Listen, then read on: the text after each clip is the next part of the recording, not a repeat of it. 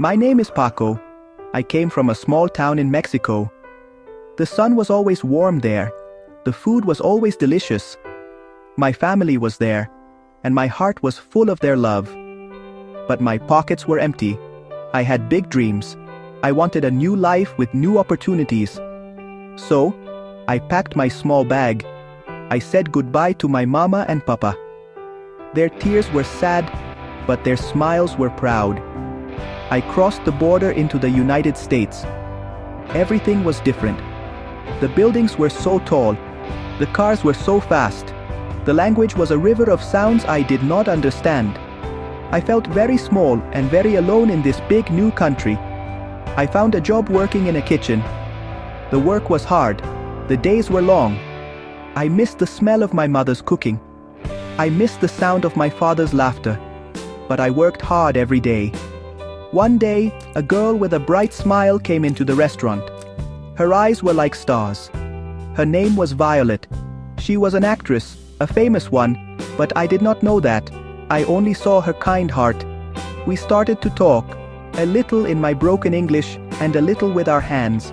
We laughed a lot. She was patient. She was kind. She saw the real me, not just a boy who could not speak the language well. We fell in love. It felt like a dream. When I told Violet I was from Mexico, she smiled even wider. She told me she wanted to meet my family one day, and she wanted me to meet hers. I was very nervous.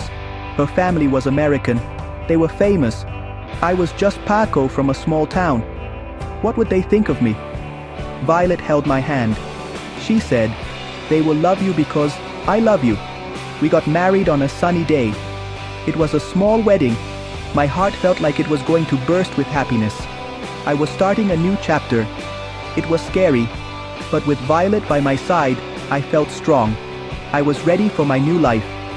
Meeting her family was the next big step. I remember standing at their front door. My hands were sweating. My heart was beating like a drum. But when the door opened, I saw warm smiles. Violet's parents, her brother, and her sisters all hugged me. They said, "Welcome to the family, Paco." They did not care that my English was not perfect. They did not care where I came from. They only saw the man who made their daughter happy. In that moment, I did not feel like a stranger.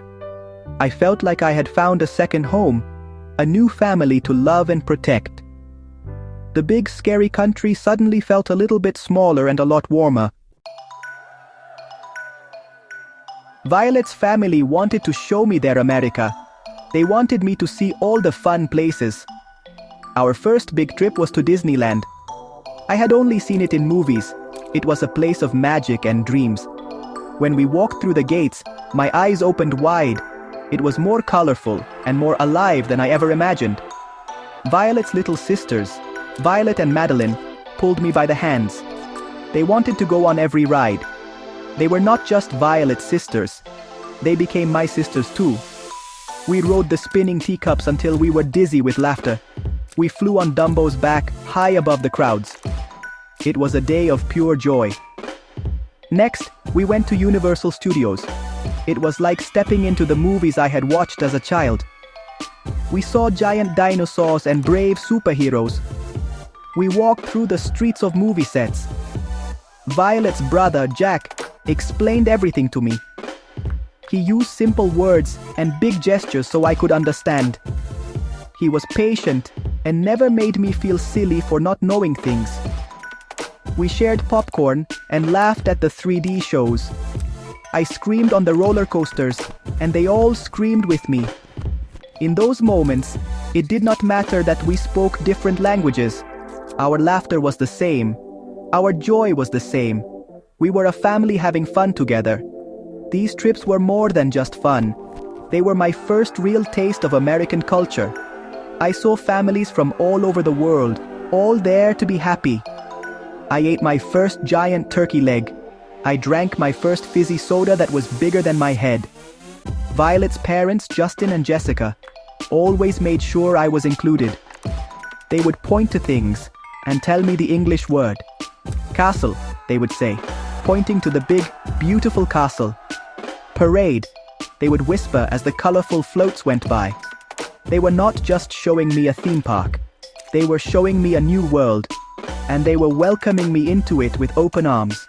In Mexico, my family was everything. We celebrated together. We ate together. We were always close. I was worried I would lose that feeling in America. But on those sunny days at Disneyland and Universal, I realized I had not lost anything. I had gained more. I now had two families, one in Mexico waiting for me to visit, and one here, in America, holding my hand on a roller coaster. I looked at Violet, her face bright with happiness. I looked at her family, all laughing and smiling. My heart was so full. I was not just a visitor. I was part of their world, and they were part of mine. The biggest mountain I had to climb was the English language. In the kitchen where I worked, I learned words for food and tools. Onion, knife, hot, careful. But outside the kitchen, the world was a blur of fast words. When Violet's family talked, it sounded like a fast-flowing river. I would nod and smile, but often I did not understand. I felt like I was in a glass box. I could see everything, but I could not connect. I wanted to tell jokes. I wanted to share stories about my home. I wanted to tell Violet's parents thank you, really thank you for their kindness. But the words were locked inside me. Violet was my first teacher. Every night we would sit together. She would point to things in our house. Table, she would say slowly. I would repeat, table. Chair, she would say. Chair, I would repeat. She wrote words on little pieces of paper and stuck them all over our home. The refrigerator had a note that said refrigerator. The window had a note that said window. Our house became my first classroom. She never got tired. She never got frustrated. She would clap her hands and cheer for me every time I learned a new word. Her belief in me was like the sun helping me grow. Her family joined in to help me learn. They made it a game. At dinner, her father, Justin, would hold up a fork. Paco, what is this? He would ask with a kind smile. Fork, I would say proudly. Her mother, Jessica, would teach me phrases. How was your day? She would ask. I would practice my answer. My day was good. Thank you. Her siblings would correct my pronunciation with gentle laughter. They made learning fun. It was not a chore. It was a family activity. We would watch movies with subtitles, and they would pause to explain the jokes. Every conversation was a lesson. Every shared meal was a chance to practice. Slowly, the river of sound started to become clear. I began to pick out words, then phrases, then whole sentences. One evening, at the dinner table, Jack told a funny story, and I understood it. All of it. I laughed a real laugh, not just a polite one. And then, I told a small joke of my own. It was a simple joke, but they all laughed. It was a magical moment. For the first time, I was not just listening. I was participating. I was connecting. The glass box around me was starting to break. Learning English was not just about learning words. It was about finding my voice in my new family and my new country. As my English got better, my world got bigger. I could talk to my neighbors. I could understand the news on the television. I could go to the store and ask for what I needed without feeling scared. This new confidence helped me at work. I started talking more with my co-workers and my boss. I shared my own ideas for recipes, things my mother used to make in Mexico. My boss was impressed. He promoted me. I was no longer just a dishwasher. I became a cook and then a sous chef. I was proud of my hard work. I was building a future step by step. This was the opportunity I had dreamed of. My success was not just my own. It was a family success. Every new word I learned, every promotion I got, was a victory for all of us. Violet was my biggest cheerleader. She would celebrate my successes as if they were her own. Her family was just as proud. We knew you could do it, Paco, her father would say, patting me on the back. Their support was the ground beneath my feet. It kept me steady when I felt like giving up.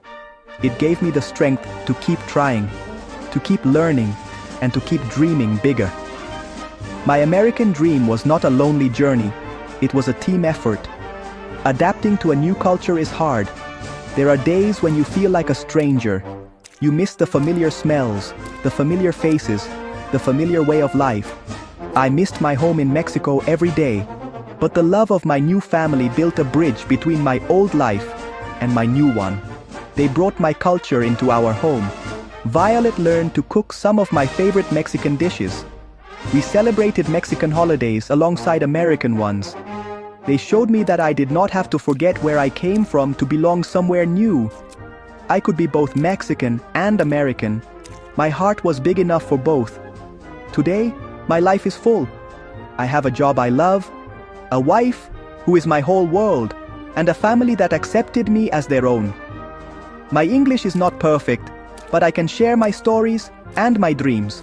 I can laugh and talk and be myself. Looking back, I see that the American dream is not just about money or success. It is about finding a place where you belong. It is about finding people who love you and support you. My journey from a small town in Mexico was long and sometimes difficult, but the love I found at the end of it made everything worthwhile. My dream came true because my family, both old and new, helped me build it.